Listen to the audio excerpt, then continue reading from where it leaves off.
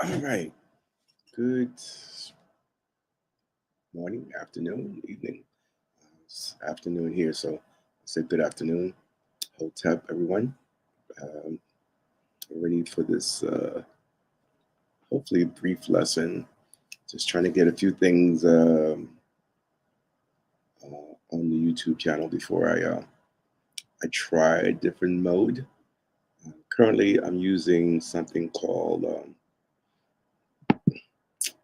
I'm currently using something called StreamYard, but I'm thinking of switching over. So, but let's see. Let's see. Let's finish up with a StreamYard lesson today. Welcome everyone again. Uh, Let me set my stage here. So I'm going to say Hotep family. Now welcome all comments, questions, concerns, and or corrections.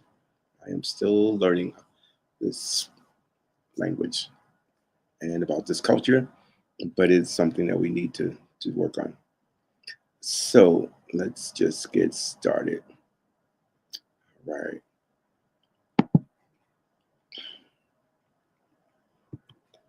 All right. So our goal is to be able to read the sacred script of our African ancestors, which we identify as, which they identified as Mdw Ntr or Mdw Ntr.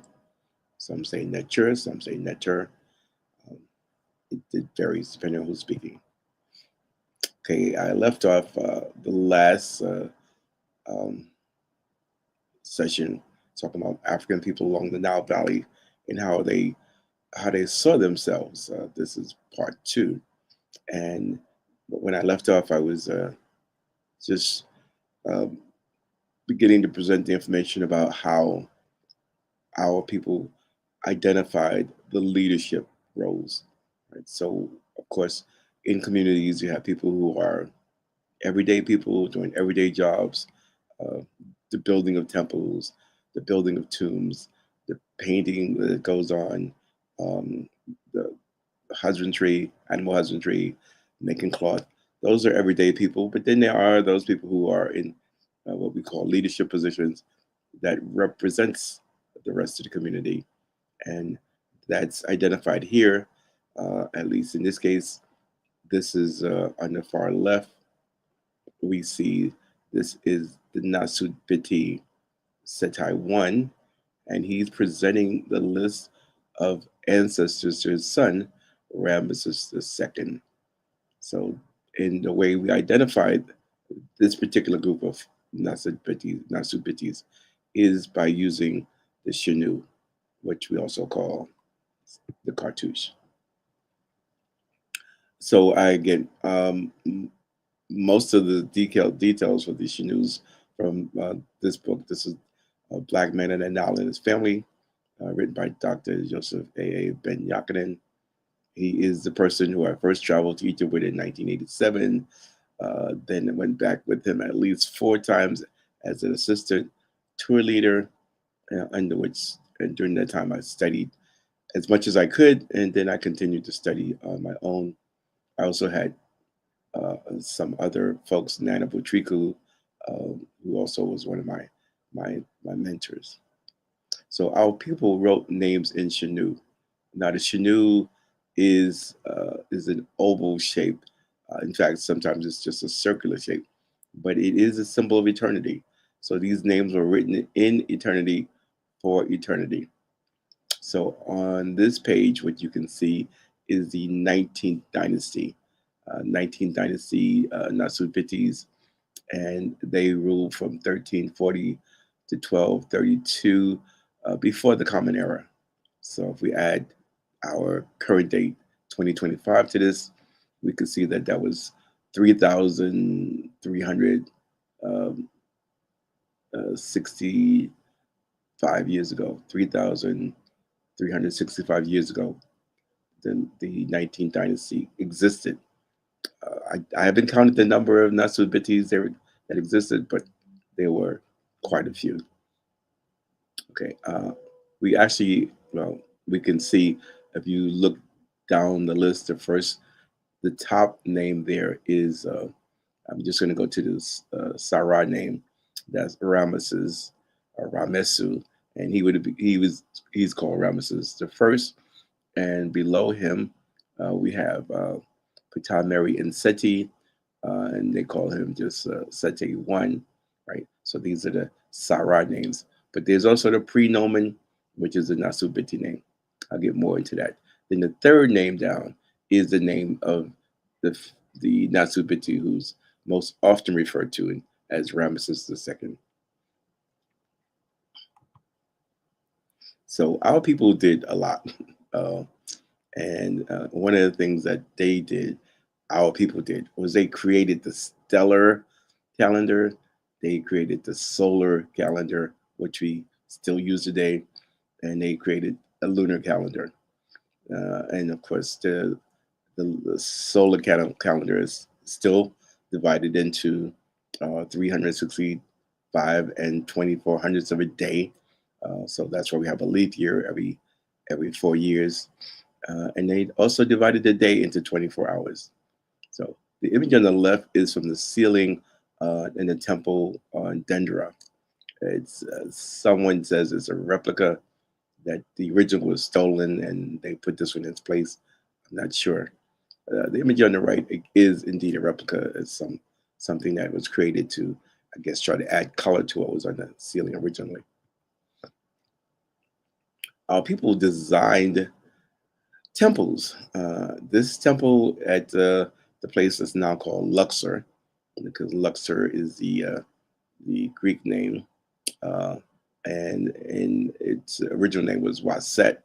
So at this temple complex of Waset, it's designed so that the sun would light up the corridors during the winter solstice, which can happen between December 20th and December 23rd. So not only did they create calendars, they built structures to identify those calendar dates. So our people also carve temples into mountains, and when we say our people, we know that there's many people involved in this carving. This was done during the time of Ramses II, so we say Ramses II built these two temples. There are two temples. We can see one straight ahead and one kind of hard to recognize to the in the right hand corner. Right, these temples were built in the up south, which is close to what we would now call Sudan, in this area that we call Abu Simbel, which is as far south as we would travel when you were traveling to Egypt to visit the temples. The temple Araharakti is designed in such a way that on Ramesses II's birthday, which for us is February 22nd, and on his day of coronation, which for us is October 22nd, the rising sun enters through the front door and illuminates the Holy of Holies, which is the sanctuary at the far end of the temple, twice a year exactly on those dates. And we know that this was built during the time of Ramses II because we can read his name on the walls in the columns of the temple, and also on the temple to the right, which he built for his his wife. Uh, we see her name written all over the temple also. And we could read this. This is what our real goal is. My goal is to get you to understand how we read these names so that when we see these names written in shnus, again, notice that this name is written inside of a shnu. Uh, Hotep, niece. Um, so when we see these names written inside of the shnu, we can identify that we are talking about someone who had a position of, I want to say authority. I don't know if that's the right word, of leadership. I like that word better. So we see the quail. I'm sorry, not the quail chick. This is the pintail uh, duck, and we know that is Sa. The transliteration is Sa. Again, we need to transliterate before we could kind of translate. And right above and to the back of the duck is the solar disk, which is Ra. And as indicated earlier, this is Sa Ra. So we know that this is the son of the sun. And inside the shnu in French is called cartouche, by the way. So people will say they're wearing a cartouche, and that's French. That's fine. I'm going to use the term shnu because that's what our ancestors called it. It's a shnu.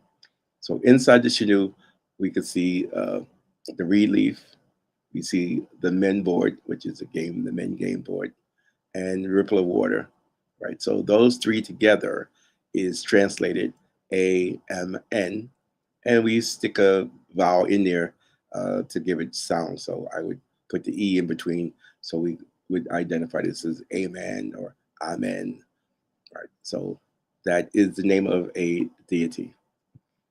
Below that, we have an irrigation canal. The irrigation canal is transliterated with the letters M, MR, basically. But again, we add in the vowels, the E and I, so that we could pronounce it. And it actually is the same as the hole that we saw earlier, has the same meaning. It means love. So this is Amen Mary, or uh, love of Amen, or Amen love. And then we have Ra again, but in this case, we have Ra being represented as a seated Netcher, right? So, and how do we know this is Ra? Well, the falcon head, the solar disk on top of the head, and that's just how we identify it. So we could just have the solar disk, but in this case, we have the solar disk with the falcon-headed deity seated behind, and the deity is in this case holding the Ankh. So this is again Ra. Now beyond that, we have the three foxtails and two folded cloths, right? And the transliteration for those is MSS, and again MSSU. I stick in the E so we can say Mesu. So this is Mesu. And Mesu is actually birth. So somehow, if we try to translate this name, this the Sarah name of Ramesses, as we call him, Ramesses II, the Sarah name is Amen Mary Ra Mesu, which could be translated as son of Ra, loved by Amun, born of Ra. Right, that's my translation. Okay, so again, I would welcome comments. Let's see if I could make sure that I can see comments. I can. So, so I'm going to type in if you have any questions, please ask. Very simple. Okay, that worked fantastic. Okay, so moving right along though. All right, so now the next slide. So in Dr. Ben's book, the way he's right, well, okay, the top sediment niche is read from right to left because we're reading into the face of the pintail duck. In Dr. Ben's book, he's writing from left to right because that's where we read in English. So what we see in the book is the pintail duck with the solar disk, which is translated for him as son of the sun, or son of Ra. And then we have Ra Mesu, Mary Amen. And again, the way this is written, and if you think about how people can rewrite their names or write their names with different characters, in this case, we have the Netcher Amen, as opposed to writing the reed leaves, the men game, and the ripple of water. So now we have the Netcher Amen, and then we have the Netcher Ra. So we have the Netchers shown. And because they are Netchers, they get honorific position. I think I mentioned that before. Should always bring that up. Netchers always are written first, even though we may not say the name first, they are written first, right? And then we have the irrigation canal. In this case, instead of laying horizontal, it's drawn vertically. That's still the Mary and the foxtails, the folded cloth, and in this case, we have the suit plant. So instead of having two folded cloths, and again, the foxtails by themselves is actually messes. So the actual the folded cloth and the suit plant just adds emphasis on that, but that still gives us the same name, right? So that's his Sarah name. Now he also has what they call a prenomen. The prenomen is the Nasut Biti name, right? The Nasut Biti name. I'm not going to spend a lot of time on it, but it's the suit plant with the loaf of bread below it, the Egyptian D with the loaf of bread below it, and that's translated as Nasut Biti. And inside this shnu, we see Ra, we see the was symbol, we see Ma'at, we see Ra again, and then there's a symbol for Setept and in Ra, right? Let me go back a minute. So his Nasut Biti name is Us Ma'at Ra Setept in Ra. His Sarai name is Ra Mesu Mary Amen. Also, his name in Dr. Ben's book below that, we have the name of his royal wife, Sutan Hemp, his Sutan Hemp, and uh, Sutan. Well, the suit plant again represents some a position representing this Upper Egypt. Right, so she's from Upper Egypt, or she represents Upper Egypt, and the thing above that that looks like a semicircle with a bowl. That's actually a well, a full well, and below that is the loaf of bread, which is tea, and we pronounce that as Sut Hempt, right? And that is royal wife, and her name is Aset Nefret. And next to that, we have his mother's name, who is this is the royal mother. And again, so this is not Sut Hempt, this is Sut Mut, right? Sut Mut, and his mother's name, royal mother's name is Tui. All right, so I'm not going to do a whole lot with those names. I just want to introduce some news. But there are lots of other people that lived during that time. We saw in the first part all of the workers and people that created most of the stuff. So again, people had to build these temples, had to carve them into the mountains. And I know Ramesses II didn't do it by itself. And he didn't do all of the drawing. But there are people who did this work. And then in this case, on the north wall of the temple entrance, as we can see these images of foreign captives. So there were also some foreign captives. Now I don't think they did work. I'm not sure what they did. I just know that they're shown as captives. Right. And if you look at these foreign captives, because they're on that particular wall, okay, let me step back a minute. So this temple is facing east. So if we're looking at this from the east, then the wall that I'm pointing to is the north wall, which we would call Lower Egypt.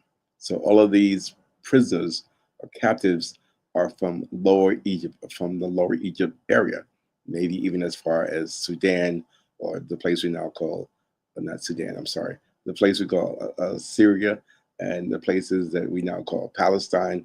Uh, these are the people that lived in that area, right? So that's why they're on that wall, the wall that's in the north, right? Which is again, it's down north.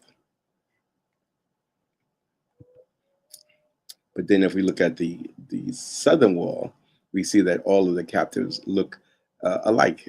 On the south wall of the temple entrance, we see these images of what I would call indigenous captives.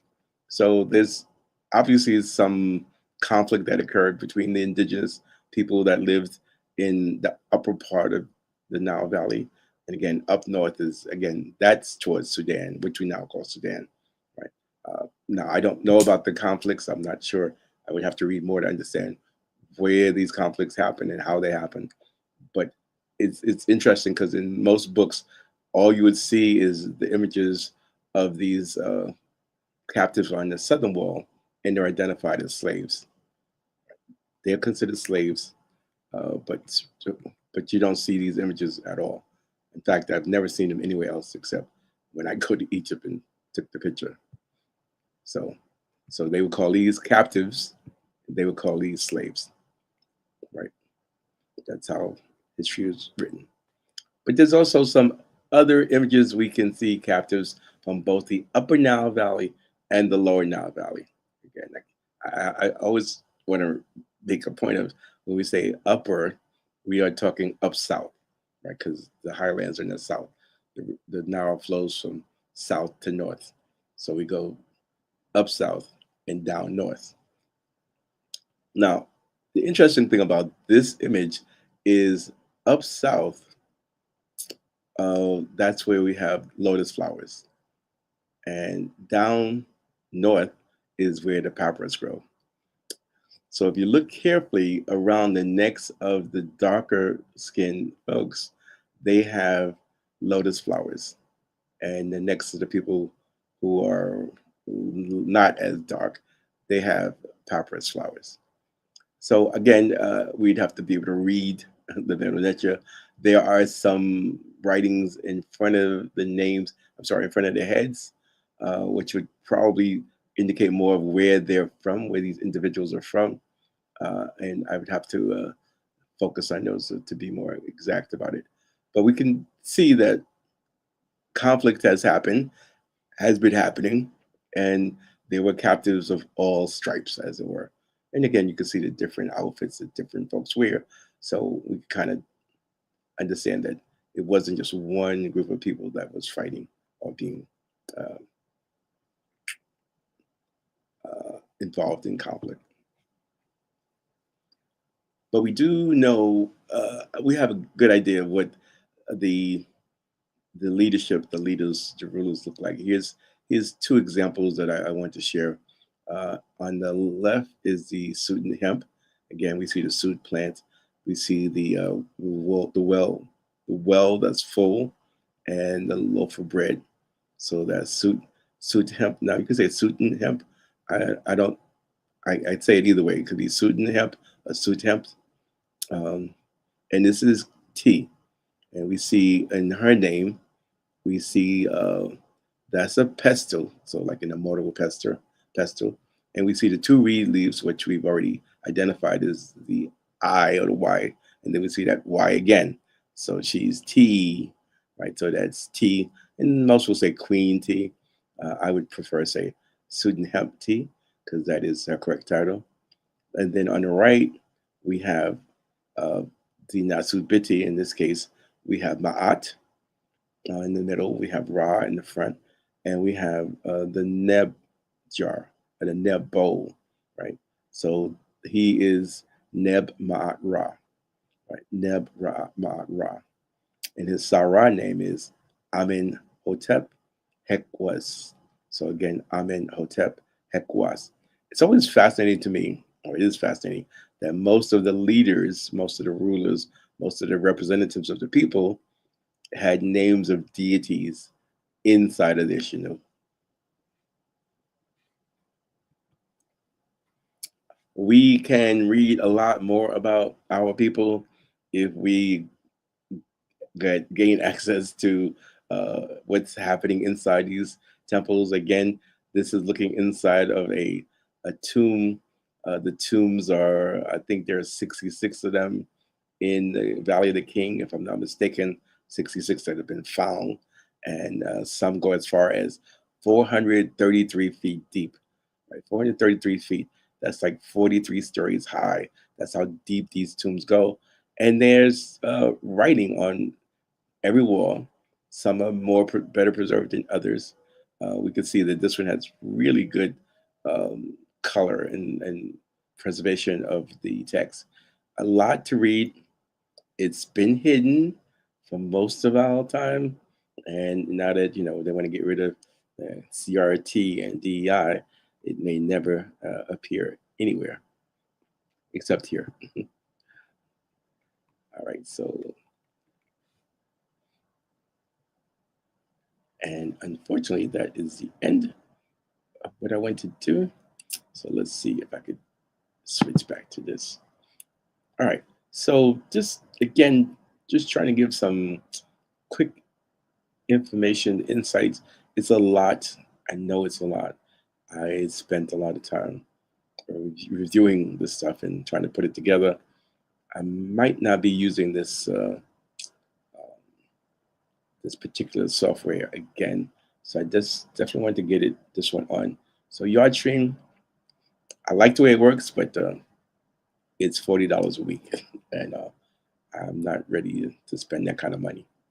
But I appreciate your being here, uh, and hope that you've learned something. You can always send me questions. I will definitely respond to you. Okay, and that's all I have for you today. But I wish everyone the best, and I will say Shem Hotep.